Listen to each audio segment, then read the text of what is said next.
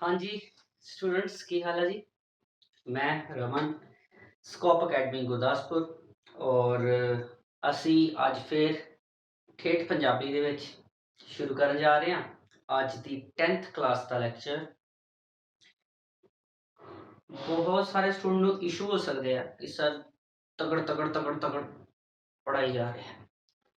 ਤੁਸੀਂ ਆਪਣੀ ਮਰਜ਼ੀ ਨਾਲ ਸਟੱਡੀ ਕਰੋ ਪਰ ਕਰਿਓ ਕੰਪਲੀਟ, ਮਤਲਬ ਲੈਕਚਰ ਕੰਪਲੀਟ ਕਰਕੇ ਹੀ ਉੱਠਿਆ ਕਰੋ।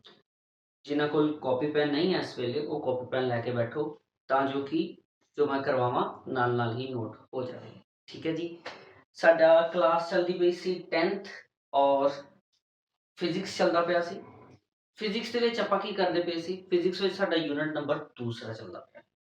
ਯੂਨਿਟ ਨੰਬਰ ਦੂਸਰੇ ਵਿੱਚ ਅਸੀਂ ਪੜ੍ਹਦੇ ਪਏ ਸੀ magnetic effect of electric current. ਮਤਲਬ ਅਗਰ ਕਿਸੇ ਕੰਡਕਟਰ ਚੋਂ ਕਰੰਟ ਨਿਕਲਦਾ ਤੇ ਉਹਦੇ ਕਰੰਟ ਨਿਕਲਣ ਨਾਲ ਮੈਗਨੈਟਿਕ ਫੀਲਡ ਵੀ ਪੈਦਾ ਹੁੰਦਾ। ਇਹ ਸਭ ਕੁਝ ਪੜਿਆ ਸੀ ਅਸੀਂ। ਠੀਕ ਹੈ। ਅੱਜ ਦਾ ਸਾਡਾ ਟੌਪਿਕ ਹੈ force on any current carrying wire कह लो या कंडक्टर कह लो, मैं वायर कह देना चाहिए। Any current carrying wire placed in magnetic field, मतलब कि कोई मैग्नेटिक फील्ड है ਉਹਦੇ ਵਿੱਚ ਇੱਕ ਵਾਇਰ ਪਈ ਹੈ ਜਿਹਦੇ ਚੋਂ ਕਰੰਟ ਨਿਕਲਦਾ ਪਿਆ। ਅਸੀਂ ਪਤਾ ਕਰਨਾ ਕਿ ਉਹਦੇ ਉੱਤੇ ਫੋਰਸ ਜੋ ਲੱਗ ਰਹੀ ਹੈ ਉਹ ਕਿਸ ਦਿਸ਼ਾ 'ਚ ਹੈ। ਉਹਦੇ ਵਾਸਤੇ ਅਸੀਂ ਕੀ ਕੀਤਾ, ਮੈਗਨੈਟਿਕ ਫੀਲਡ ਵਾਸਤੇ ਦੋ ਮੈਗਨੇਟ ਲੈ ਲਏ। ਇਹ ਮੈਗਨੇਟ ਦਾ ਇਧਰੋਂ ਨਾਰਥ ਪੋਲ ਔਰ ਇਹ ਸਾਊਥ ਪੋਲ। ਹੁਣ ਨਾਰਥ ਔਰ ਸਾਊਥ ਪੋਲ ਹੈ ਤੇ ਨਾਰਥ ਤੋਂ ਸਾਊਥ ਮੈਗਨੈਟਿਕ ਫੀਲਡ ਲਾਈਨਸ ਕਰਕੇ ਮੈਗਨੈਟਿਕ ਫੀਲਡ ਬਣ ਜਾਏਗਾ। ਇਹ ਮੈਗਨੈਟਿਕ ਫੀਲਡ ਲਾਈਨਸ ਕਰਕੇ ਮੈਗਨੈਟਿਕ ਫੀਲਡ ਬਣ ਗਿਆ ਔਰ ਅਸੀਂ ਇਹਦੇ ਵਿੱਚ ਰੱਖਣੀ ਹੈ ਇੱਕ ਵਾਇਰ।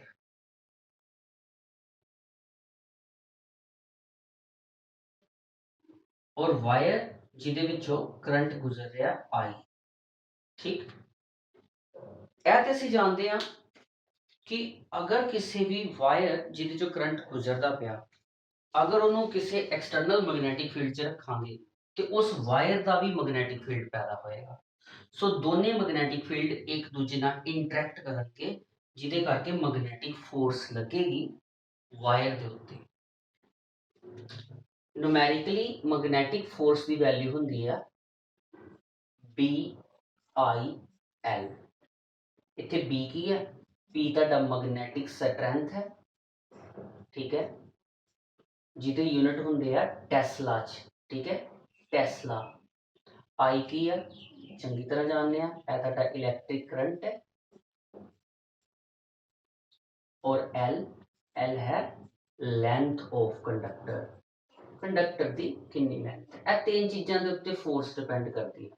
ਇਟ ਮੀਨਸ ਜ਼ਿਆਦਾ ਵੱਡੇ ਮੈਗਨੈਟਿਕ ਫੀਲਡ ਵਿੱਚ ਰੱਖੋਗੇ B ਦੀ ਵੈਲਿਊ ਜ਼ਿਆਦਾ ਹੋਏਗੀ, ਫੋਰਸ ਜ਼ਿਆਦਾ ਹੋਏਗੀ।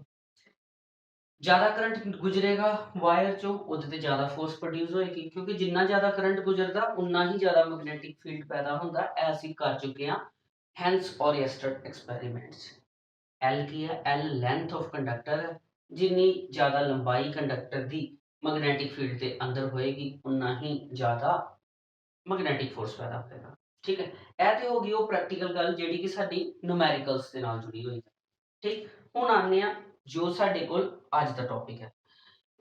ਇੱਕ ਰੂਲ ਹੈ ਜਿਸ ਰੂਲ ਦੇ ਨਾਲ ਤੁਸੀਂ ਪਤਾ ਕਰ ਸਕਦੇ ਹੋ direction of magnetic force on wire placed in magnetic field can be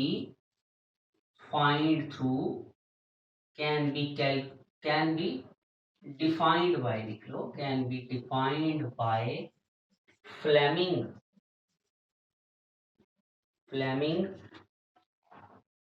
left hand rule। Fleming left hand rule करन जा रहे हैं ਅਸੀਂ। ठीक है, can be defined by Fleming's left hand rule. ਹੁਣ Fleming left hand rule ਕੀ ਆ? अपने left hand ਦੇ इस तरह रखो पहला, फिर ਇਹ ਵਾਲੀਆਂ ਦੋ ਫਿੰਗਰਸ ਜਿਹੜੀਆਂ ਨੇ ਇਹਨੂੰ ਫੋਲਡ ਕਰ ਲਓ, ਰਹਿ ਕੀ ਗਈਆਂ ਇਹ ਤਿੰਨ ਫਿੰਗਰਸ। ਇਹ ਤਿੰਨ ਫਿੰਗਰਸ ਨੂੰ ਇਸ ਤਰ੍ਹਾਂ ਰੱਖੋ ਕਿ ਆਪਸ ਵਿੱਚ ਮਿਊਚੁਅਲੀ ਪਰਪੈਂਡੀਕੂਲਰ ਹੋ ਜਾਣ, ਯਾਨੀ ਕਿ stretch the thumb, forefinger, middle finger such that they are mutually perpendicular। ਇਹ देखो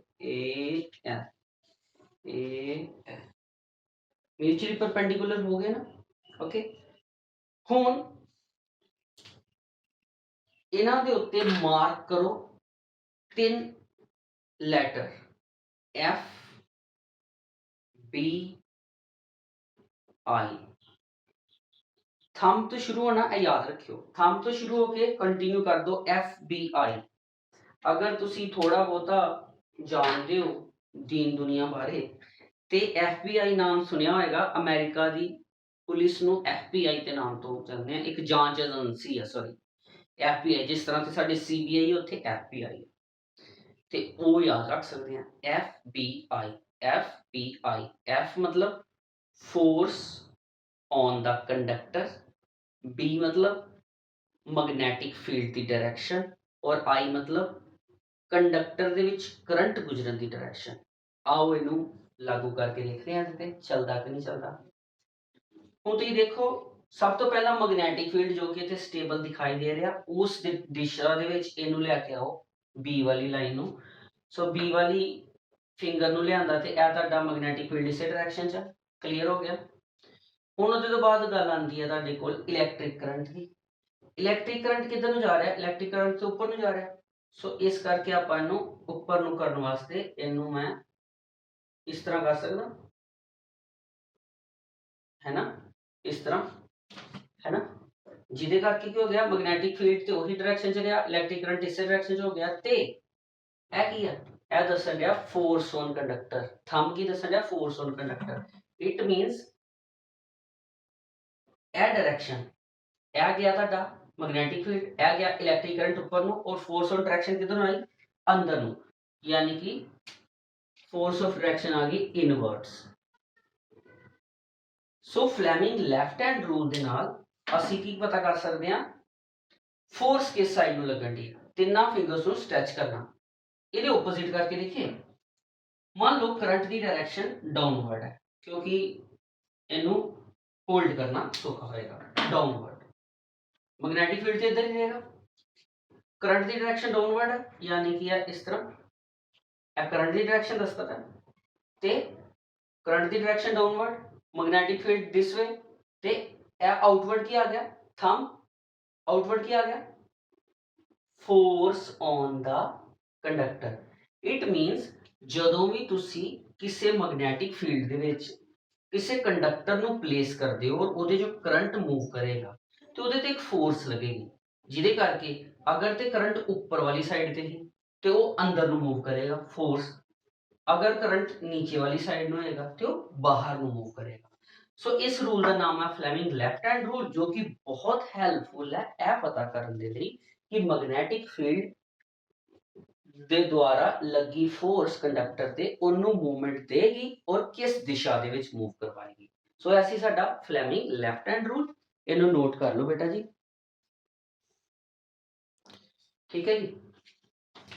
ਮਤਲਬ ਇਹਨੂੰ ਤੁਸੀਂ ਇਸ ਤਰ੍ਹਾਂ ਵੀ ਕਰ ਸਕਦੇ ਹੋ, ਇਹ ਤੁਹਾਡਾ ਆ ਗਿਆ ਥੰਬ, ਮਿਡਲ ਫਿੰਗਰ ਤੇ ਇਹ ਆ ਗਈ ਤੁਹਾਡੀ ਬਿਗਰ ਫਿੰਗਰ, ਠੀਕ ਹੈ। ਤਿੰਨ ਹੀ ਬਣਾਈਆਂ, हेलो यार दो थले है, ठीक है।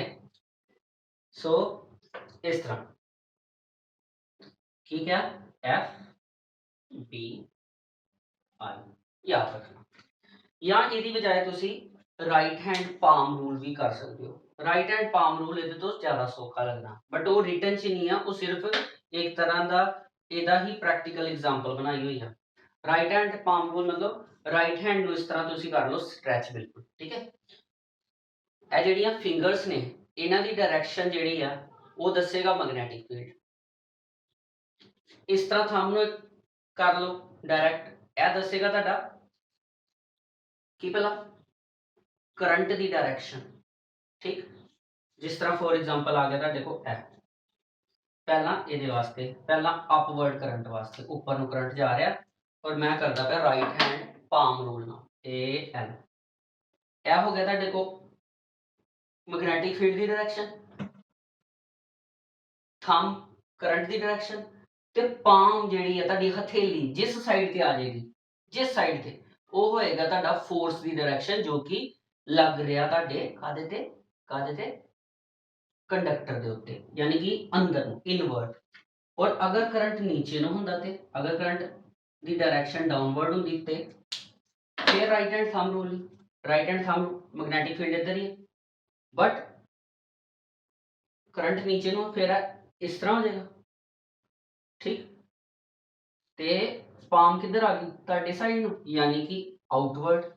सो सिंपल है, तुसी राइट हैंड पाम रूल कह लो या left hand Fleming left hand rule कह लो, दोनों की मदद नाल पता कर सकते हो कि फोर्स की लगती पई है किसी कंडक्टर ते जो कि प्लेस किया होया किसी मैग्नेटिक फील्ड च, एक्सटर्नल मैग्नेटिक फील्ड च। हुण इहनूं बुक तो देखो, हुण मेरे रूल नूं नाल देखो, मेरे कराने के तरीके नूं देखो, ईजीली समझ आ जाएगा। तुसी डायरेक्शन दस सकते हो किसी भी मैग्नेटिक सॉरी किसी भी कंडक्टर ते लगे हुए मैग्नेटिक फील्ड द्वारा लगी फोर्स की इन्हां रूल्स के नाल। ठीक है, इत्थे तक पता चल गया तुहानूं? बहुत वधिया गल है। आपां कीता फ्लैमिंग लैफ्ट हैंड रूल जिहदे नाल सानूं पता चलिया कि फोर्स जो किसी भी कंडक्टर ते लगती है मैग्नेटिक फील्ड द्वारा उसकी डायरेक्शन की होती है। नैक्सट जो करन जा रहे हैं वो टॉपिक इन्ना ज़्यादा फेमस इन्ना ज़्यादा पब्लिकेशन है कि अगर तुम इनू प्रॉपरली पढ़ते हो तो तुहाडा भी काफ़ी इंटरस्ट बढ़ेगा। एक चीज़ होर बोलना, ज़्यादातर ये भी चीज़ होंगी है कि जो टॉपिक बहुत ज़्यादा मशहूर होंगे हैं वही टॉपिक सानू घट आते हैं। तुसीं कहना नहीं सर जो तो मशहूर टॉपिक है वो तो जो मतलब बहुत ज़्यादा पहला तो ही फेमस है वो तो पहला तो ही आते हैं और सारिਆਂ ਨੂੰ आते हैं बड़े सौखे लगते हैं ਤਾਂ ही तो फेमस होंगे हैं। इस तरह नहीं, ज़्यादातर कुछ चीज़ों की स्टेटमेंट ਨੂੰ ਅਸੀਂ ਰੱਟ ਲੈਂਦੇ ਹਾਂ ਤੇ ਉੱਥੇ ਹੀ ਗੱਲ ਖਤਮ ਹੋ ਜਾਂਦੀ ਹੈ ਕਿਉਂਕਿ ਉਹ ਸੌਖੀਆਂ ਮੰਨੀਆਂ ਜਾਂਦੀਆਂ ਨੇ, ਆਪਾਂ ਉਹਨਾਂ ਉੱਤੇ ਜ਼ਿਆਦਾ ਰਿਸਰਚ ਕਰਦੇ ਨਹੀਂ। ਠੀਕ ਹੈ, ਚਲੋ ਇਹ ਵੀ ਤੁਹਾਨੂੰ ਸਮੇਂ ਨਾਲ ਪਤਾ ਚੱਲ ਜਾਏਗਾ। ਟੌਪਿਕ ਦਾ ਨਾਮ ਹੈ इलेक्ट्रोमैग्नेटिक इंडक्शन, यानी कि इलैक्ट्रिक और मैग्नेटिक का कोई कंबीनेशन है और इंडक्शन का मतलब होता किसी चीज का इंड्यूस्ड होना पैदा होना। ठीक है, दैट इज इंडक्शन। की है जी इलैक्ट्रोमैग्नेटिक इंडक्शन? इलैक्ट्रोमैग्नेटिक इंडक्शन दसा उहदे तो पहला मैं तुहानू एक डिवाइस बारे दसना चाहना जिन्हों जी सिंबल के नाल डिनोट करते हैं और इसका नाम है गलवेनोमीटर। ਇਹਦੇ ਨਾਲ मैं ਤੁਹਾਨੂੰ समझा पावांगा इजीली। गलवेनोमीटर एक इस तरह की डिवाइस है जो करंट की डिटेक्शन करती है, छोटे तो छोटे करंट ਨੂੰ भी डिटेक्ट कर लेंदी है और डिटेक्शन के नाल नाल ਇਹ डायरेक्शन ਨੂੰ भी दसदी है कि उसकी डायरेक्शन की है। फॉर एग्जांपल अगर मान लो किसी सर्किट के विच गलवेनोमीटर लगा दिता जाता, ठीक है, तो जिस साइड ਨੂੰ भी करंट फ्लो करेगा साडा गलवेनोमीटर फॉर एग्जांपल इधर ਨੂੰ करंट फ्लो कर रहा है तो गलवेनोमीटर की डायरेक्शन जी है वो इस साइड तो हो जाएगी। अगर करंट फ्लो कर दे इस साइड से मतलब गलवेनोमीटर से जी लगी हुई नीडल है वो इधर इंडिकेशन करेगी। अगर करंट की डायरेक्शन चेंज हो जाए तो गलवेनोमीटर की नीडल की डायरेक्शन भी जी उसी साइड में चेंज हो जाएगी जिस साइड में करंट की डायरेक्शन। सो गलवेनोमीटर एक इहो जी सेंसिटिव डिवाइस है जो कि बहुत छोटी अमाउंट का करंट दसती है और उसकी डायरेक्शन भी दसती है। हुण इहनूं क्यों दस्सिया गया उसका कारण भी समझ लो, यह समझ आ गया, गां चलने लगा। इलैक्ट्रोमैग्नेटिक इंडक्शन एक एक्सपेरिमेंट किया गया, एक एक्टिविटी तुहाडी बुक च भी है एक्टिविटी। मान लो साडे कोल वायर है, लार्ज नंबर ऑफ ਟਰਮਸ ਦੇ ਵਿੱਚ ਇੱਕ ਵਾਇਰ ਹੈ, ਠੀਕ ਹੈ, ਇਹ ਵਾਇਰ ਹੈ, ਓਕੇ।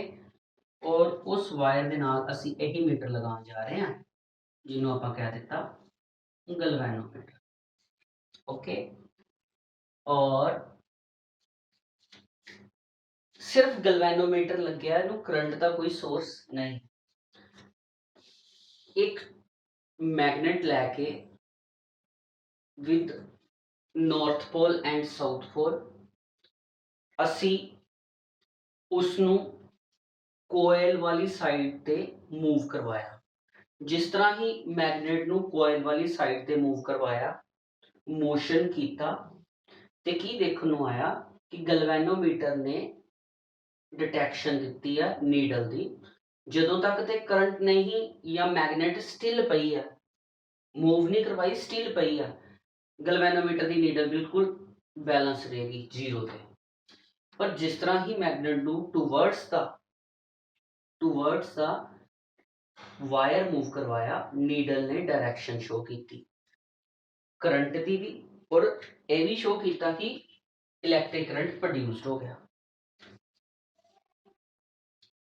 ਜਦੋਂ ਇਸ ਮੈਗਨੇਟ ਨੂੰ ਅੱਗੋਂ ਤੱਕ ਪਹੁੰਚਾਉਣ ਤੋਂ ਬਾਅਦ ਫਿਰ ਤੋਂ ਪਿੱਛੇ ਨੂੰ ਮੂਵ ਕਰਵਾਇਆ ਗਿਆ, ਪਿਛਲੀ ਸਾਈਡ ਨੂੰ, ਪਿੱਛੇ ਨੂੰ ਪਹਿਲਾਂ ਅੱਗੇ ਕਰਵਾਇਆ, ਨੀਡਲ ਇੱਧਰ ਨੂੰ ਮੂਵ ਹੋਈ, ਫਿਰ ਪਿੱਛੇ ਨੂੰ ਜਦੋਂ ਮੂਵ ਕਰਵਾਇਆ ਤੇ ਨੀਡਲ ਇਸ ਸਾਈਡ ਨੂੰ ਮੂਵ ਹੋਈ। ਯਾਨੀ ਕਿ ਇਸ ਕੋਇਲ ਦੇ ਵਿੱਚ ਮੈਗਨੇਟ ਲੈ ਕੇ, ਮੈਂ ਮੈਗਨੇਟ ਵਾਸਤੇ ਕੁਝ ਵੀ ਯੂਜ਼ ਕਰ ਸਕਦੇ ਹਾਂ ਅਸੀਂ, ਇੱਕ minute,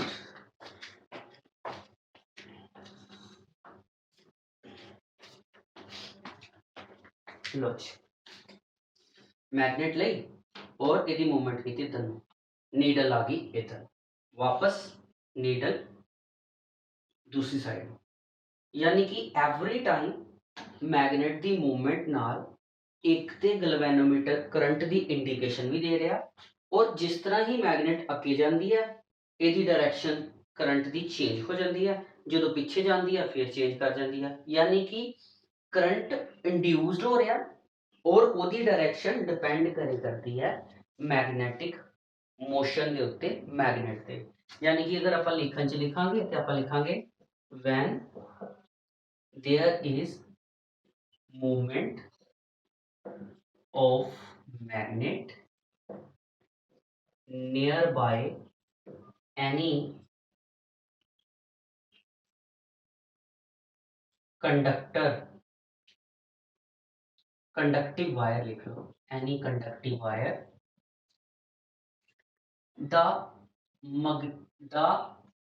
electric current is induced in circuit कह लो या वायर कह लो। एक चीज याद रखियो, एक सर्किट क्लोज होना चाहिए। अगर आ वायर क्लोज ना होंगी तो फिर करंट प्रोड्यूस नहीं होता, करंट के लिए कंडक्शन चाहिए होंगी मोशन वास्ते, ठीक है। यह डेप्थ कॉन्सैप्ट है, छोटिया छोटिया चीज़ां सीखो, वड्डियां भी आ जाएंगियां, मेरी गारंटी है। मैं खुद ਲਈ 2 मिनट का ब्रेक लेना ਤੁਹਾਨੂੰ समझाने वास्ते। जिस लाइफ चो तुसी गुजरते पे हो उस लाइफ चो असी भी गुजरे। अगर मैं फ्लैशबैक ते जावां तो मैनू काफ़ी इहो जिहियां चीज़ां लगदियां, इहो जिहियां कमियां दिखाई दिंदियां कि मैं उस हिसाब नाल स्टडी नहीं कीती जिस हिसाब नाल स्टडी कीती जा सकती सी। असी एक ਇਹੋ ਜਿਹਾ ਮੈਥਡ ਲੈ ਕੇ ਬੈਠੇ ਹਾਂ ਜਿਹਦੇ ਵਿੱਚ ਜਾਂ ਤੇ ਐਗਜ਼ਾਮਸ ਨੂੰ ਫੋਲੋ ਕੀਤਾ ਜਾਂਦਾ, ਨੰਬਰਸ ਨੂੰ ਫੋਲੋ ਕੀਤਾ ਜਾਂਦਾ, ਔਰ ਜਾਂ ਫਿਰ ਅਸੀਂ ਫੋਲੋ ਕਰਦੇ ਹਾਂ ਕਲਾਸ ਦੇ ਕਿਸੇ ਮੋਨੀਟਰ ਨੂੰ। क्रैमिंग कर लिया, टैसट दे ले, मेरी गल का बुरा ना मन्नियो, पर मैनू इस सिस्टम नू ज़्यादा वधिया नहीं लगता। मैं कहना कि तुसी पढ़ते पे हो, जे तुसी मेरी सुनते पे हो तो मेरी गल ध्यान नाल समझ के सुनियो, कोशिश करियो शायद तुहानू ये चीज़ चंगी लगे। टॉपिक नू अगर असी इस करके पढ़ते हैं कि यह एग्जाम का हिस्सा, इस करके पढ़ते हैं कि यह मैनू 5 मार्क्स का आ जाएगा, 2 मार्क्स का आ जाएगा, 10 मार्क्स का आ जाएगा, ਇਹਦੇ ਵਿੱਚ ਫਿਰ ਤੁਹਾਡਾ ਕੋਈ ਵੀ ਚੀਜ਼ ਜਿਹੜੀ ਹੈ ਨਾ ਉਹ ਹਮੇਸ਼ਾ ਲਈ ਨਹੀਂ ਹੋਏਗੀ। ਜਦੋਂ ਤੁਹਾਡੇ ਐਗਜ਼ਾਮ ਹੋ ਜਾਣਗੇ, ਜਦੋਂ ਤੁਹਾਡੇ ਟੈਸਟ ਹੋ ਜਾਣਗੇ, ਉਹ ਟੌਪਿਕ ਤੁਹਾਡੇ ਦਿਮਾਗ ਵਿੱਚੋਂ ਵੀ ਚਲਾ ਜਾਏਗਾ। पर अगर तुसी ਇਹਨੂੰ ਆਪਣੀ ਲਾਈਫ ਦਾ ਹਿੱਸਾ ਯਾਨੀ ਕਿ ਪ੍ਰੈਕਟੀਕਲੀ ਟਰੁੱਥ ਮੰਨਦੇ ਹੋ ਕਿ ਹਾਂ ਯਾਰ ਇਸ ਤਰ੍ਹਾਂ ਹੋਇਆ ਕਰਦਾ, ਮੈਂ ਤੁਹਾਨੂੰ ਇੰਨੀਆਂ ਐਗਜ਼ਾਮਪਲਸ ਦਾਂਗਾ ਦੀਆਂ ਤੁਸੀਂ ਕਹਿੰਦਾ ਹਾਂ ਇੱਥੇ ਸਾਡੀ ਹਰ ਜਗ੍ਹਾ ਤੇ ਈਐਮਆਈ ਹੈ। ਈਐਮਆਈ ਮਤਲਬ ਇਲੈਕਟ੍ਰੋਮੈਗਨੈਟਿਕ ਇੰਡਕਸ਼ਨ। ਤੇ ਫਿਰ ਉਹ ਚੀਜ਼ਾਂ ਨੂੰ ਯਾਦ ਰੱਖਣ ਦੀ ਜ਼ਰੂਰਤ ਨਹੀਂ ਪੈਂਦੀ। ਸਾਲ ਬਾਏ ਸਾਲ 9th ਵਿੱਚ ਪੜ੍ਹਿਆ 10th ਵਿੱਚ ਕੰਮ ਆਉਂਦਾ, 10th ਵਿੱਚ ਪੜ੍ਹਿਆ 11th 'ਚ ਕੰਮ ਆਉਂਦਾ, 11th 'ਚ ਪੜ੍ਹਿਆ 12th 'ਚ ਕੰਮ ਆਉਂਦਾ। ਪਰ ਇਹ ਵੀ ਗੱਲ ਸੱਚੀ ਹੈ ਕਿ 9th ਵਿੱਚ ਪੜ੍ਹਿਆ 50% ਪਲੱਸ ਅਸੀਂ ਗਵਾ ਬੈਠਦੇ ਹਾਂ, ਕਿਉਂਕਿ ਸਾਡੀ ਪਾਲਿਸੀ ਹੀ ਐਗਜ਼ਾਮ ਤੱਕ ਦੀ ਹੈ। ਆਪਾਂ ਦੌੜ ਸਿਰਫ ਐਗਜ਼ਾਮ ਤੱਕ ਦੀ ਸੋਚੀ, ਇੰਨਾ ਹੀ ਸੋਚਿਆ ਵੀ ਮੇਰਾ ਐਗਜ਼ਾਮ ਹੋ ਜੇ ਤੇ ਮੈਂ ਫ੍ਰੀ। ਇਹ ਗਲਤ ਹੈ। ਅਗਰ ਤੁਸੀਂ ਚਾਹੁੰਦੇ ਹੋ ਕਿ ਇਹ ਕਨਸੈਪਟ ਇੰਨੇ ਡੈਪਥ 'ਚ ਤੁਸੀਂ ਜੋ ਪੜ੍ਹਦੇ ਪਏ ਹੋ ਇਹ ਹਮੇਸ਼ਾ ਤੁਹਾਡੇ ਕੋਲ ਰਹਿਣ, ਤੇ ਪਹਿਲਾਂ ਤੇ ਆਪਣੀ ਮੈਮਰੀ ਦੇ ਵਿੱਚ ਇਹੋ ਜਿਹੀ ਐਡਜਸਟਮੈਂਟ ਕਰੋ ਕਿ ਇਹਨੂੰ ਤੁਸੀਂ ਮਾਰਕਸ ਰਿਲੇਟਡ ਨਾ ਕਰੋ। ਦੂਸਰਾ ਇੱਕ ਬਹੁਤ ਤਰੀਕਾ, ਬਹੁਤ ਸਿੰਪਲ ਤਰੀਕਾ ਦੱਸਾਂ ਜਿਹਦੇ 'ਚ ਮੈਨੂੰ ਲੱਗਦਾ ਕਿ ਤੁਸੀਂ ਵਧੀਆ ਇਹ ਚੀਜ਼ ਨੂੰ ਗ੍ਰੈਬ ਕਰ ਪਾਓਗੇ। ਉਹ ਕੀ ਹੈ? ਤੁਸੀਂ ਕਰਨਾ ਆਪਣੇ ਕਿਸੇ ਫਰੈਂਡ ਸਰਕਲ ਦੇ ਵਿੱਚ ਕਿਸੇ ਦੋਸਤ ਨੂੰ ਆਪਣੀ ਮਰਜ਼ੀ ਦਾ ਕੋਈ ਵੀ ਟੌਪਿਕ, ਮੈਂ ਨਹੀਂ ਕਹਿ ਰਿਹਾ ਇਹੀ ਟੌਪਿਕ ਸਮਝਾਉਣਾ, ਕੋਈ ਵੀ ਟੌਪਿਕ ਸਮਝਾਓ, ਟਰਾਈ ਕਰਕੇ ਦੇਖਿਓ। ਉਹਦੇ ਨਾਲ ਕੀ ਹੋਏਗਾ, ਇੱਕ ਤੇ ਤੁਹਾਨੂੰ ਤੁਸੀਂ ਕਿੱਥੇ ਲਾਈ ਕਰਦੇ ਪਏ ਹੋ ਉਹ ਅਸਲ 'ਚ ਪਤਾ ਚੱਲੇਗਾ। ਬਹੁਤ ਸਾਰੇ ਸਟੂਡੈਂਟਸ ਦੀ ਇਹੀ ਪ੍ਰੋਬਲਮ ਹੈ ਕਿ ਉਹਨਾਂ ਨੂੰ ਆਪਣੀ ਪੋਟੈਂਸ਼ੀਅਲ ਦਾ ਬਿਲਕੁਲ ਪਤਾ ਨਹੀਂ ਹੁੰਦਾ। ਹੋ ਸਕਦਾ ਕਿ ਉਹਨਾਂ ਦੀ ਪੋਟੈਂਸ਼ੀਅਲ ਜ਼ਿਆਦਾ ਹੋਏ ਤੇ ਹੋ ਸਕਦਾ ਥੋੜੀ ਵੀ ਹੋਏ। ਐਗਜ਼ਾਮ ਦੇ ਟਾਈਮ ਦੇ ਉੱਤੇ ਅਸੀਂ ਉਸ ਪੋਟੈਂਸ਼ੀਅਲ ਨੂੰ ਚੈੱਕ ਕਰਦੇ ਹਾਂ, ਪਰ ਉਹ ਵੀ ਇਸ ਚੀਜ਼ ਤੇ ਡਿਪੈਂਡ ਕਰਦੀ ਹੈ ਕਿ ਕੋਈ ਕਹਿ ਦਿੰਦਾ ਇਹ ਇੰਪੋਰਟੈਂਟ ਹੈ, ਕੋਈ ਕਹਿ ਦਿੰਦਾ ਇਹ ਅਨਇੰਪੋਰਟੈਂਟ ਹੈ। ਐਗਜ਼ਾਮ ਤੇ ਕਿਤੋਂ ਵੀ ਆ ਸਕਦਾ ਨਾ। ਪਰ ਅਗਰ ਤੁਸੀਂ ਪੱਕੇ ਖਿਲਾੜੀ ਹੋ, ਅਗਰ ਤੁਸੀਂ ਅੱਛੇ ਸਟੂਡੈਂਟ ਹੋ ਤੇ ਤੁਹਾਡੇ ਵਾਸਤੇ ਇਹ ਮੈਟਰ ਹੀ ਨਹੀਂ ਕਰੇਗਾ ਕਿ ਇੰਪੋਰਟੈਂਟ ਅਨਇੰਪੋਰਟੈਂਟ ਕੀ ਹੈ। ਤੁਹਾਨੂੰ ਸਿਰਫ ਇੱਕੋ ਤਰੀਕੇ ਦਾ ਧਿਆਨ ਰੱਖਣਾ ਪੈਣਾ ਕਿ ਤੁਸੀਂ ਕਿਸੇ ਇੱਕ ਟੌਪਿਕ ਨੂੰ ਪਿਕ ਕਰਨਾ, ਆਪਣੇ ਦੋਸਤ ਨੂੰ ਜੋ ਕਿ ਤੁਹਾਡੀ ਸੁਣਦੇ ਹੋਣ ਉਹਨਾਂ ਨੂੰ ਉਹ ਟੌਪਿਕ ਨੂੰ ਸਮਝਾਉਣ ਦੀ ਟਰਾਈ ਕਰਨੀ ਹੈ ਔਰ ਕੋਸ਼ਿਸ਼ ਕਰਨੀ ਹੈ ਕਿ ਉਹ ਟਰਾਈ ਇੰਨੀ ਵਧੀਆ ਹੋਏ ਕਿ ਟੀਚਰਸ ਤੋਂ ਵੀ ਵਧੀਆ ਲੱਗੇ। ਤੁਸੀਂ ਦੇਖਣਾ ਤੁਹਾਡੇ ਦਿਮਾਗ ਦੇ ਵਿੱਚ ਆਉਣ ਵਾਲੀ ਕੋਈ ਵੀ ਉਲਝਣ ਉਹਨੂੰ ਸਮਝਾਉਣ ਵੇਲੇ ਤੁਹਾਡੀ ਪ੍ਰੋਬਲਮ ਔਰ ਤੁਹਾਡਾ ਸਟੈਂਡਰਡ ਤੁਹਾਨੂੰ ਦੱਸ ਦੇਗੀ। ਮੈਂ ਬੜੀ ਡੀਪ ਗੱਲ ਕਹਿ ਰਿਹਾ, ਮੇਰੀ ਗੱਲ ਨੂੰ ਸਮਝਣ ਦੀ ਕੋਸ਼ਿਸ਼ ਕਰਿਓ। ਤੁਸੀਂ ਆਪਣੇ ਕਿਸੇ ਦੋਸਤ ਨੂੰ ਕਿਸੇ ਟੌਪਿਕ ਲਈ, ਚਾਹੇ ਉਹ ਸਾਇੰਸ ਹੈ, ਚਾਹੇ ਉਹ ਮੈਥਮੈਟਿਕਸ ਹੈ, ਚਾਹੇ ਕੋਈ ਵੀ ਹੋਰ ਸਬਜੈਕਟ ਹੈ, ਉਹਨੂੰ ਸਮਝਾਉਣ ਲਈ ਟਰਾਈ ਕਰਿਓ। ਦੇਖਿਓ ਤੁਹਾਨੂੰ ਇਹ ਜਿਹੜਾ ਇੱਕ ਬੰਦਿਸ਼ ਮਿਲੀ ਹੋਈ ਹੈ ਕਿ ਟੈਸਟ ਦੇ ਕੇ ਯਾਦ ਕਰਨਾ, ਨਹੀਂ, ਸਮਰਾਈਜ਼ੇਸ਼ਨ ਕਰਨਾ, ਸਮਰਾਈਜ਼ ਕਰਨਾ, ਹਾਂ ਮੈਂ ਇਹ ਕਰ ਲਿਆ। ਇਹ ਤੁਹਾਡੇ ਤੇ ਡਿਪੈਂਡ ਕਰਦਾ। ਤੁਹਾਡੇ ਤੋਂ ਵਧੀਆ ਆਇਡੈਂਟੀਫਾਇਰ, ਤੁਹਾਡੇ ਤੋਂ ਵਧੀਆ ਐਨਾਲਾਈਜ਼ਰ ਕੌਣ ਹੋ ਸਕਦਾ? ਇਹ ਤੇ ਤੁਹਾਨੂੰ ਹੀ ਪਤਾ ਨਾ ਤੁਹਾਨੂੰ ਕਿੰਨਾ ਆਉਂਦਾ ਹੈ ਨਾ। ਤੇ ਕਿਉਂ ਟਾਈਮ ਵੇਸਟ ਕਰਦੇ ਪਿਓ? ਚਲੋ ਫਲੈਸ਼ਬੈਕ ਚੋਂ ਵਾਪਸ ਨਿਕਲਦੇ ਆ, ਟੌਪਿਕ ਤੇ ਆਉਂਦੇ ਆ। ਅਸੀਂ ਅੱਜ ਬਹੁਤ ਹੌਲੀ ਹੌਲੀ ਸ਼ੁਰੂ ਕਰਦੇ ਪਏ ਹਾਂ ਇਲੈਕਟ੍ਰੋਮੈਗਨੈਟਿਕ ਇੰਡਕਸ਼ਨ। ਇਲੈਕਟ੍ਰੋਮੈਗਨੈਟਿਕ ਇੰਡਕਸ਼ਨ ਇੱਕ ਇਸ ਤਰ੍ਹਾਂ ਦਾ ਫਿਨੋਮੀਨਾ ਹੈ, ਠੀਕ ਹੈ, and this phenomena is called, this is called EMI। ਇਹਦੇ ਨੋਟਸ ਤੁਹਾਨੂੰ ਮਿਲ ਜਾਣੇ ਆ ਸਿੰਪਲ ਵਾਲੇ, ਸੋ ਮੈਂ ਇਹਨੂੰ ਸ਼ਾਰਟ ਜੀ ਸਮਝਾਉਣਾ। ਕੀ ਲਿਖਾਇਆ ਕਿ ਜਦੋਂ ਕੋਈ ਮੂਵਮੈਂਟ ਕਰਦਾ ਮੈਗਨੇਟ ਜੋ ਕਿ ਕਿਸੇ ਕੰਡਕਟਿਵ ਵਾਇਰ ਦੇ ਨੇੜੇ ਪਿਆ ਹੁੰਦਾ, ਨਜ਼ਦੀਕ ਪਿਆ ਹੁੰਦਾ, ਤੇ ਉਸ ਵਾਇਰ ਦੇ ਵਿੱਚ ਕਰੰਟ ਇੰਡਿਊਸਡ ਹੁੰਦਾ, ਜਿਹਦੀ ਪੁਸ਼ਟੀ ਕਿਹਨੇ ਕੀਤੀ? ਇਸ ਗਲਵੈਨੋਮੀਟਰ ਨੇ। ਸੋ ਮੈਂ ਗਲਵੈਨੋਮੀਟਰ ਤਾਂ ਹੀ ਕਰਵਾਇਆ ਤੁਹਾਨੂੰ ਪਹਿਲਾਂ। ਗਲਵੈਨੋਮੀਟਰ ਛੋਟਾ ਜਿਹਾ ਕਰੰਟ ਵੀ ਹੋਏਗਾ ਦੱਸ ਦੇਗਾ। ਔਰ ਉਸ ਮੈਗਨੇਟ ਦਾ ਅਗਰ ਤੁਸੀਂ ਇਸ ਮੈਗਨੇਟ ਦੀ ਅਗਰ ਤੁਸੀਂ ਪੋਲੈਰਿਟੀ ਚੇਂਜ ਕਰਦੇ ਹੋ, ਮਤਲਬ ਸਾਊਥ ਪੋਲ ਇੱਧਰ ਲੈ ਆਉਂਦੇ ਹੋ, ਨਾਰਥ ਪੋਲ ਇੱਧਰ ਲੈ ਆਉਂਦੇ ਹੋ, ਤੇ ਚੇਂਜ ਕੀ ਦੇਖਣ ਨੂੰ ਮਿਲਣਾ? ਜਦੋਂ ਮੈਗਨੇਟ ਇੱਧਰ ਲੈ ਕੇ ਆ ਰਹੇ ਸੀ ਨੀਡਲ ਇੱਧਰ ਆਈ ਸੀ, ਹੁਣ ਕੀ ਹੋਣਾ? ਸਾਊਥ ਪੋਲ ਅੱਗੇ ਹੋਣ ਕਰਕੇ ਪਹਿਲੀ ਵਾਰ ਨੀਡਲ ਇੱਧਰ ਹੋਣੀ ਹੈ ਔਰ ਵਾਪਸ ਜਾਣ ਵੇਲੇ ਨੀਡਲ ਇੱਧਰ ਹੋ ਜਾਣੀ ਹੈ। ਯਾਨੀ ਕਿ the direction of induced current is also reversed by changing the polarity of the magnet or by changing the direction of movement। ਜੇ ਮੂਵਮੈਂਟ ਚੇਂਜ ਕਰਦੇ ਪਏ ਆ ਤਾਂ ਵੀ ਚੇਂਜ ਹੋ ਜਾਂਦੀ ਆ ਇਹਦੀ ਡਾਇਰੈਕਸ਼ਨ ਕਰੰਟ ਦੀ, ਔਰ ਅਗਰ ਅਸੀਂ पोलैरिटी साउथ पोल अगे कर दिता, नॉर्थ पिछे कर दिता, तां भी चेंज हो जाती है। सो यह फिनोमिना जिहदे विच मूवमेंट होंदी है मैगनेट की और करंट प्रोड्यूस होण दिया कंडक्टर च, इनू ही तो बोलते हैं इलैक्ट्रोमैग्नेटिक इंडक्शन। अच्छा, अगर मान लो असी मैगनेट स्टेबल कर दिए, मैगनेट स्टेबल का मतलब मैगनेट नू एक जगह ते फिक्स करता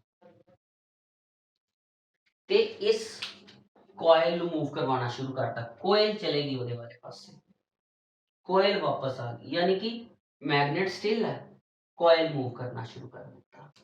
तुहानू पता फिर भी गैल्वेनोमीटर सेम इंडिकेशन देगा, फिर भी करंट प्रोड्यूस होएगा, यानी कि इहदे विच यह हो गया when there is movement of conductive wire nearby the magnet, the induced current is produced in the conductive wire. So दोनों दी गल मिला के गल निकलती है कि when there is a relative motion मतलब चाहे ए मूव करे ते चाहे मैग्नेट मूव करे, when there is a relative motion between the magnet and the current carrying conductive coil, not current carrying, conductive coil, there will be induced current in the conductive coil। फिर ਤੁਹਾਡੀ production होएगी induce current की, चाहे magnet move कर ले, मान लो यह magnet है और यह कॉइल है, चाहे यह मूव करे चाहे कॉइल मूव करे तो चाहे दोनों मूव करे जान, इंड्यूस्ड ईएमएफ पैदा होएगी। और इंड्यूस्ड ईएमएफ या इंड्यूस्ड ईएमआई इलैक्ट्रोमैग्नेटिक इंडक्शन, ठीक है, यह जिहड़ी इलैक्ट्रोमैग्नेटिक इंडक्शन दा यह लॉ यह तुहाडा फैराडे ने दिता सी, यह फैराडेज फर्स्ट लॉ है, फर्स्ट लॉ ऑफ फैराडेज एक लॉ है, यह जिहड़ा मैं तुहानू जो कॉन्सैप्ट समझाया यह एक फिनोमिना है, एक लॉ है जो कि फैराडेज लॉ कहलाता है, इन्हू बोलते हैं फैराडेज लॉ ऑफ इलैक्ट्रोमैग्नेटिक इंडक्शन। और इस लॉ दो लॉ सी, पहला तो यह क्योंकि ਤੁਹਾਡੇ लॉ नहीं है, ਤੁਹਾਡੇ सिर्फ कॉन्सैप्ट ही है, मैं इस करके ज्यादा डेप्थ नहीं जानना नहीं। एक चीज होर उन्हें कही सी कि रिलेटिव मोशन जिन्ना ज्यादा तेज होएगा, रिलेटिव मोशन जिन्ना ज्यादा तेज होएगा करंट उन्ना ज्यादा प्रोड्यूस होएगा। मतलब जे तुसी मैग्नेट बहुत तेजी नाल मूव करते पे हो तां भी, जे तुसी कॉइल बहुत तेजी नाल मूव करते पे हो तां भी करंट बहुत प्रोड्यूस होएगा, जे दोनों बहुत तेजी नाल मूव हो रहे तां भी करंट ज्यादा प्रोड्यूस होएगा। So strength of the electromagnetic induction या induced current is dependent upon the frequency of the motion. Frequency कितनी, जितनी ज्यादा फ्रीक्वेंसी होगी, मैं छोटी जी एग्जांपल दियां ਤੁਹਾਨੂੰ ਇਹਦੇ ਨਾਲ ਹੁਣੇ जोड़ के कड़क ਤੁਹਾਡੇ दिमाग 'ਚ समझ आनी है। ਤੁਸੀਂ ਜਦੋਂ ਜਨਰੇਟਰ ਔਨ ਕਰਦੇ ਜੇ, ਜਦੋਂ ਲਾਈਟ ਚਲੀ ਜਾਂਦੀ ਹੈ ਤੇ ਜ਼ਿਆਦਾਤਰ ਆਫਿਸ ਦੇ ਵਿੱਚ ਜਨਰੇਟਰ ਹੁੰਦੇ ਆ, ਉਹਨੂੰ ਔਨ ਕਰਦੇ ਆ ਤਾਂ ਤੁਸੀਂ ਦੇਖਿਓ ਬਲਬ ਦੇ ਵਿੱਚ ਲਾਈਟ ਯਕਦਮ ਨਹੀਂ ਆਏਗੀ, ਹੌਲੀ ਹੌਲੀ ਹੌਲੀ ਹੌਲੀ ਆਉਂਦੀ, ਕਿਉਂਕਿ ਜਦੋਂ ਜਨਰੇਟਰ ਔਨ ਹੁੰਦਾ ਤੇ ਇਹ ਜਿਹੜਾ ਇਲੈਕਟ੍ਰੋਮੈਗਨੈਟਿਕ ਮੂਵਮੈਂਟ ਹੈ ਕੋਇਲ ਦੀ ਇਹ ਸਲੋਲੀ ਸ਼ੁਰੂ ਹੁੰਦੀ ਹੈ। ਜਦੋਂ ਸਲੋਲੀ ਸ਼ੁਰੂ ਹੁੰਦੀ ਆ ਤੇ ਕਰੰਟ ਘੱਟ ਪ੍ਰੋਡਿਊਸ ਹੋ ਰਿਹਾ ਹੁੰਦਾ, ਪਰ ਜਦੋਂ ਜਨਰੇਟਰ ਫੁੱਲ ਸਪੀਡ ਤੇ ਚੱਲਣਾ ਸ਼ੁਰੂ ਕਰ ਦਿੰਦਾ ਉਸ ਵੇਲੇ ਤੱਕ करंट फुल स्ट्रेंथ से प्रोड्यूस होता। सो यह एक एग्जांपल आ गई।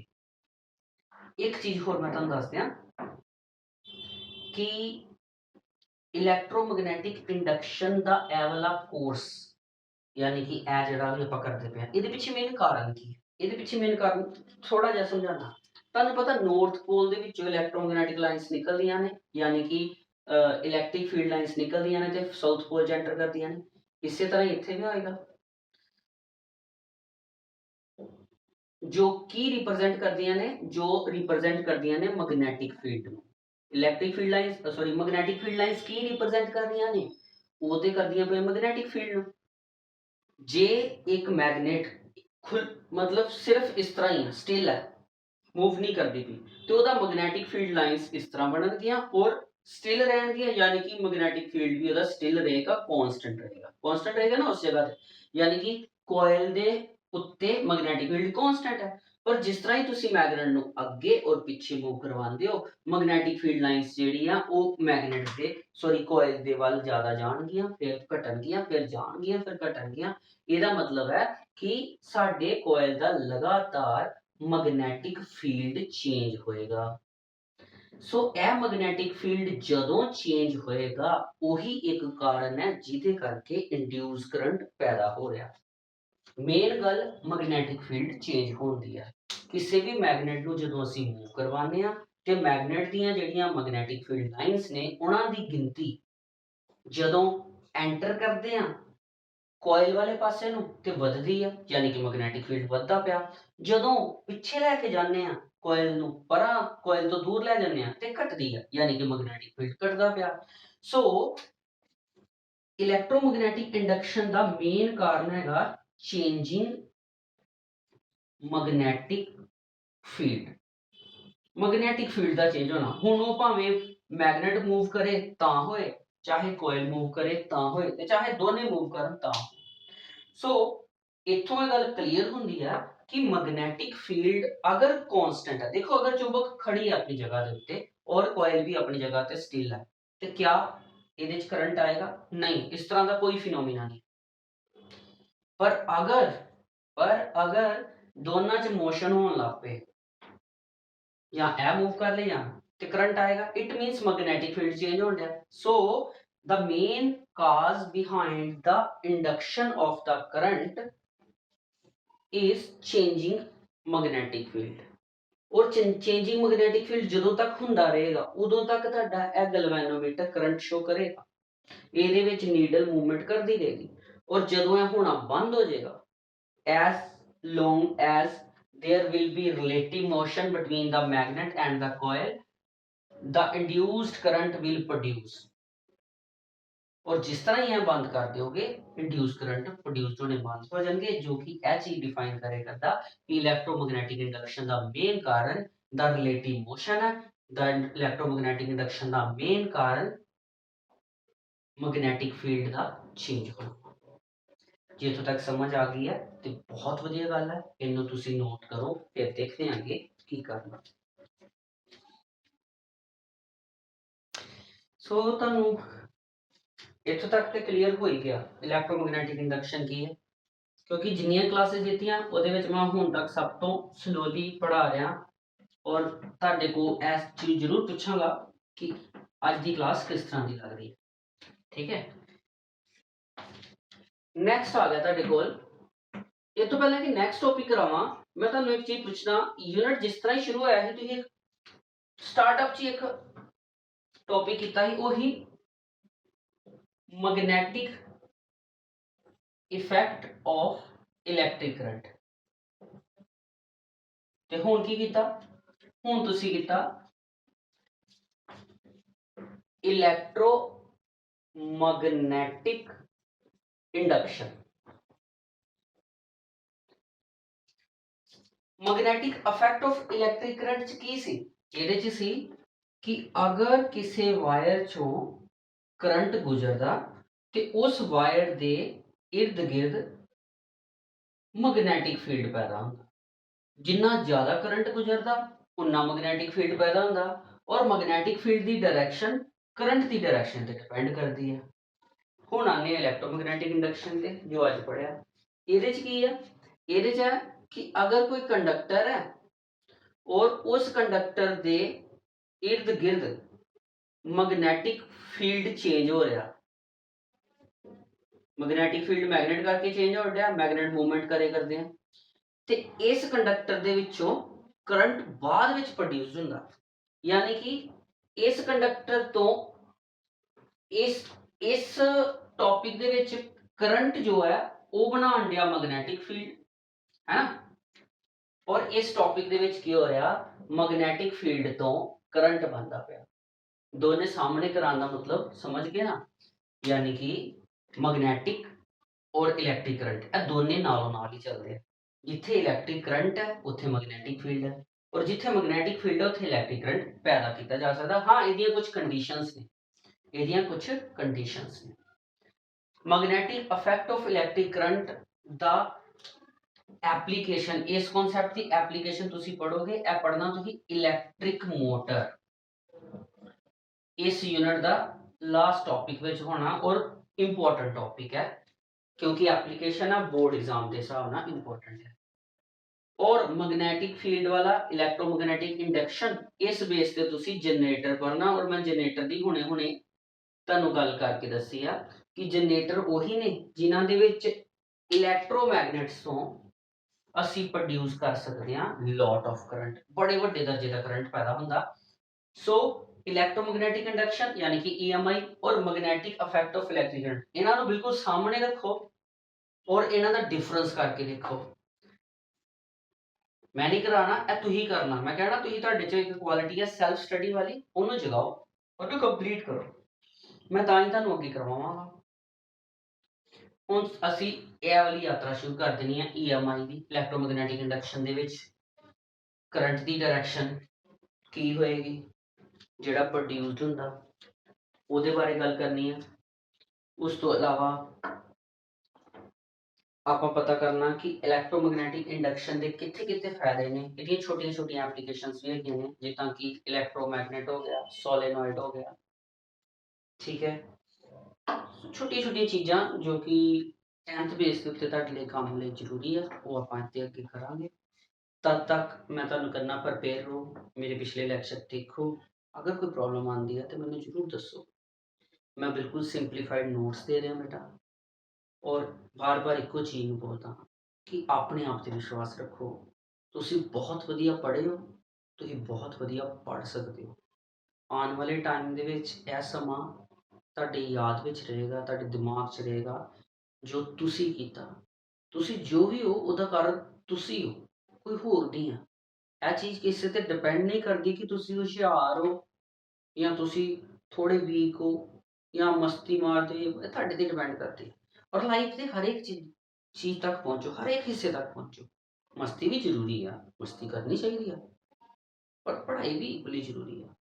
ਮਸਤੀ ਕਰਨਾ ਅਗਰ ਆਪਾਂ ਆਪਣਾ ਹੱਕ ਸਮਝੀਏ, ਉਹ ਪੜ੍ਹਾਈ ਜਿਹੜਾ ਵਾ ਉਹਨੂੰ ਆਪਾਂ, ਕਿਉਂਕਿ ਅੱਜ ਕੱਲ੍ਹ ਇੱਕ ਟਰੈਂਡ ਵੀ ਚੱਲਦਾ ਪਿਆ ਸਟੱਡੀ ਨੂੰ ਲੈ ਕੇ। ਅਸੀਂ ਸੋਚਦੇ ਹਾਂ ਕਿ ਕਾਫੀ ਮੈਸੇजेस ਆਉਂਦੇ ਆ ਕਿ ਹਾਂ ਵੀ ਸਰ ਇਹ ਕਿੱਥੇ ਕੰਮ ਆਏਗਾ ਸਾਡੇ ਤੇ ਰੀਅਲ ਲਾਈਫ 'ਚ। ਬਿਲਕੁਲ ਕੰਮ ਆਉਂਦਾ ਆ ਅਗਰ ਤੁਸੀਂ ਸ਼ਾਰਪ ਮਾਈਂਡਡ ਹੋ ਤੇ ਦੁਨੀਆ ਤੁਹਾਡੀ ਸ਼ਾਰਪਨੈਸ ਨੂੰ ਯੂਜ਼ ਕਰਨ ਵਾਸਤੇ, ਉਹਦਾ ਮੁੱਲ ਪਾਉਣ ਵਾਸਤੇ ਬੈਠੀ ਹੈ।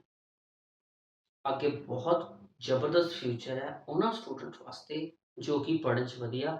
10th ਕਲਾਸ ਤੋਂ ਬਾਅਦ ਬਹੁਤ ਸਾਰੀਆਂ ਇਹੋ ਜਿਹੀਆਂ ਸਟਰੀਮਸ ਨੇ ਜੋ ਕਿ ਸਾਇੰਸ ਔਰ ਮੈਥਾਮੈਟਿਕਸ ਦੋ ਸਬਜੈਕਟਸ ਵਿੱਚ ਜੋ ਸ਼ਾਰਪ ਸਟੂਡੈਂਟ ਨੇ ਉਹਨਾਂ ਲਈ ਜ਼ਰੂਰੀ ਹੈ, ਠੀਕ ਹੈ। ਮੈਂ ਅਲੱਗ ਤੋਂ ਤੁਹਾਨੂੰ ਇੱਕ ਵੀਡੀਓ ਦੇ ਦਾਂਗਾ ਜਿਹਦੇ ਵਿੱਚ ਤੁਸੀਂ ਕੀ ਕਰ ਸਕਦੇ ਹੋ ਆਉਣ ਵਾਲੇ ਟਾਈਮ ਦੇ ਵਿੱਚ, ਉਹ ਜ਼ਰੂਰ ਦੱਸਾਂਗਾ, ਠੀਕ ਹੈ। ਅਗਰ ਕਿਸੇ ਸਟੂਡੈਂਟ ਨੂੰ ਮੋਰਲ ਸਪੋਰਟ ਦੀ ਵੀ ਜ਼ਰੂਰਤ ਹੋਏ, ਉਹ ਮੇਰੇ ਨਾਲ ਗੱਲ ਕਰ ਸਕਦਾ। ਮੈਂ ਬਾਰ-ਬਾਰ ਆਪਣਾ ਨੰਬਰ ਹਾਈਲਾਈਟ ਕਰਦਾ ਤਾਂ ਜੋ ਕਿ ਸਟੂਡੈਂਟ ਤੱਕ ਪਹੁੰਚ ਸਕਾਂ ਜਾਂ ਸਟੂਡੈਂਟ ਮੇਰੇ ਤੱਕ ਪਹੁੰਚ ਸਕਣ। ਇਹ ਮੇਰਾ WhatsApp ਨੰਬਰ ਹੈ, ਤੁਸੀਂ WhatsApp ਕਰ ਸਕਦੇ ਹੋ। ਅਸੀਂ ਤੁਹਾਨੂੰ ਦਿਆਂਗੇ ਪੂਰੇ ਨੋਟਸ ਔਰ ਇੱਕ ਚੱਜ ਦੀ ਸਲਾਹ ਜੋ ਕਿ ਤੁਹਾਡੇ ਕੰਮ ਆਏਗੀ, ਠੀਕ ਹੈ ਬੇਟਾ ਜੀ।